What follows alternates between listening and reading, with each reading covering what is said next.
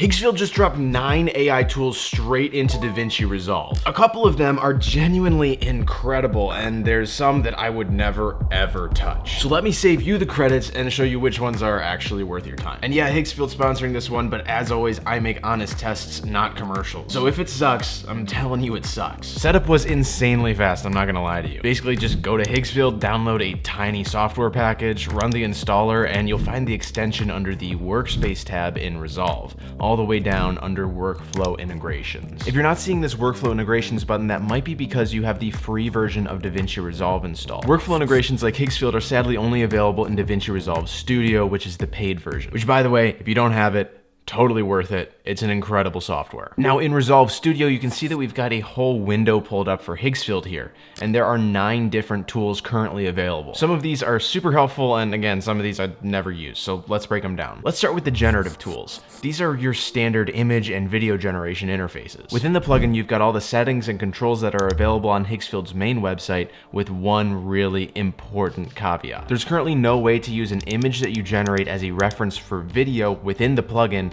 without leaving and going to the main website. Look, if I make this cowboy zombie picture and go over to Video Gen, clicking the attach button just opens up my file explorer for me to upload from my computer. And you might think, hey, that's a little bit inconvenient, but just download the image and then upload it as like a 2-step process. Well, I would, but there's no way to simply download assets directly from the plugin onto your computer. So I'm stuck having to go to the Higgsfield browser site if I ever want to download my assets.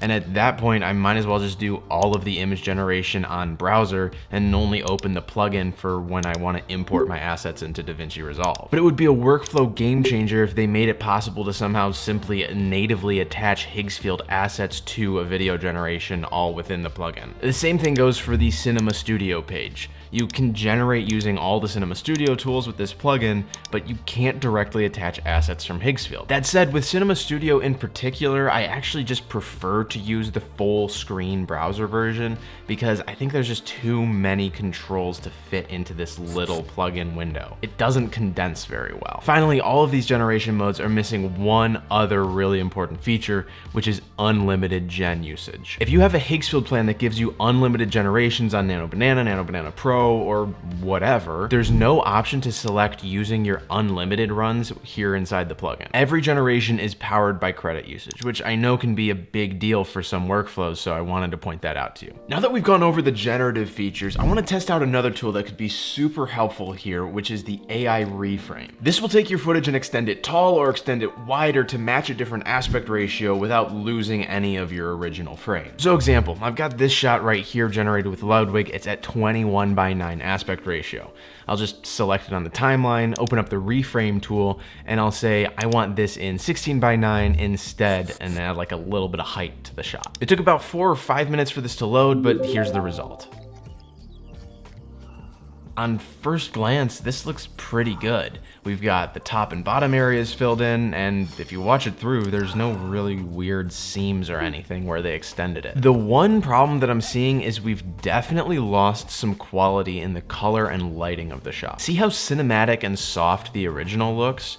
The extended one feels much more digital and has way more harsh shadows and a bit of an over-sharpened look. Let's try a shot with more moving parts to see if we can get some warping. I'll take this cowboy shot from earlier, which is in horizontal aspect ratio, and extend it a lot to make it a vertical 9:16. Here's the result.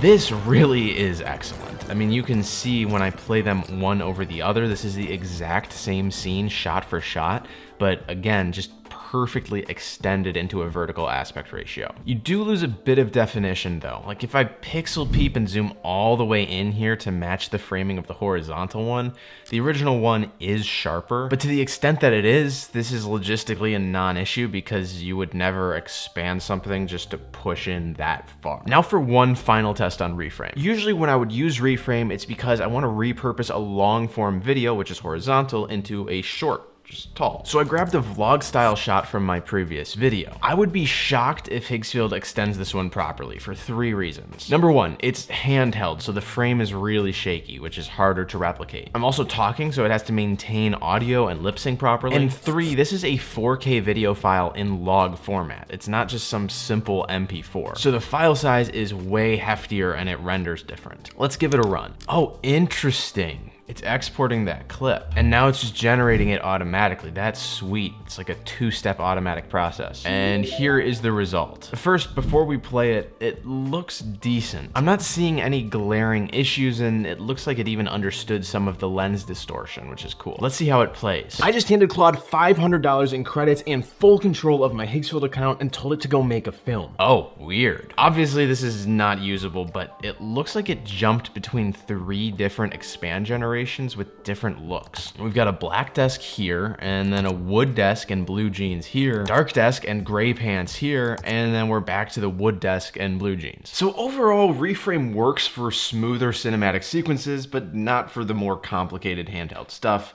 which is pretty much what I expected. Next up, LUT creation. Basically, a LUT is a color grading preset that makes your footage look a certain way without you having to go in and manually change a ton of different settings. I imported a new clip from an old video. This just has a super basic color grade on it right now. We'll open up the LUT generator, and now it's asking for a reference image for what we want the shot to look like. I've grabbed this still from the movie The Joker because the color grading in The Joker is like a next level, and I guess I'll just hit generate. This is crazy. It's given us the LUT, but it also explains everything that it's done over here on the left, and it even recognized that this screenshot is from The Joker. The result that we're looking at right now is super strong, so I want to back it off a bit, but I can't seem to tell which node in the color grading structure it's applied to, so I'm just gonna reset everything. Now if we go over to our LUT library, you can actually see a new folder called Higgsfield has appeared, and it saved our LUT under there. Now I can drag and drop this onto a node, and I'll just adjust the strength of that node to give us a more reasonable look. And here we are. I mean, that is pretty similar to the Joker scene. You'd probably wanna do things like isolate skin tones, and obviously I'd light my actual scene a little different to really make this work.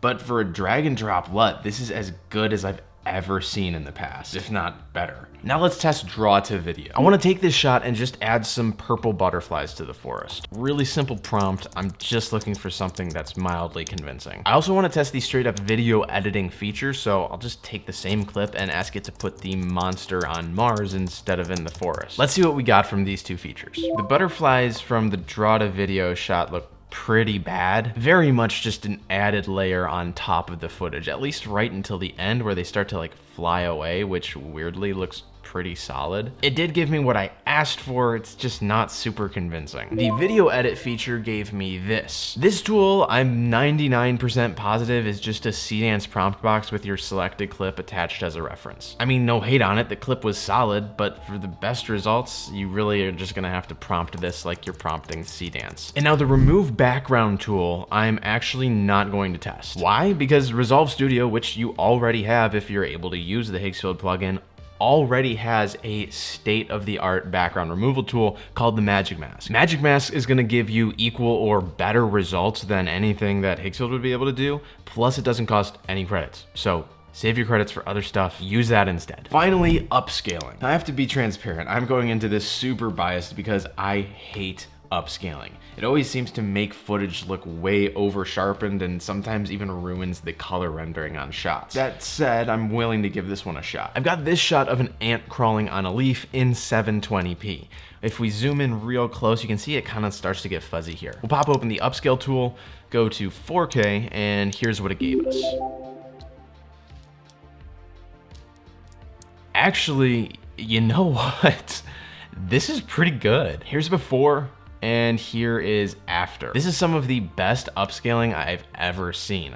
Topaz is getting really good. The ant itself is a bit smooth in the upscaled version, but the plants and water droplets look flawless. I approve. I actually think that this is a great tool to have built into a plugin because I would never go through the pain in the butt of exporting and uploading and downloading and re-importing just to get like a slightly upscaled shot, but the plugin makes it easy. The only downside here is that the render time was like 10 minutes for a 5-second clip, so this is not fast by any means. And that is all of the tools on Higgsfield's Davinci Resolve plugin.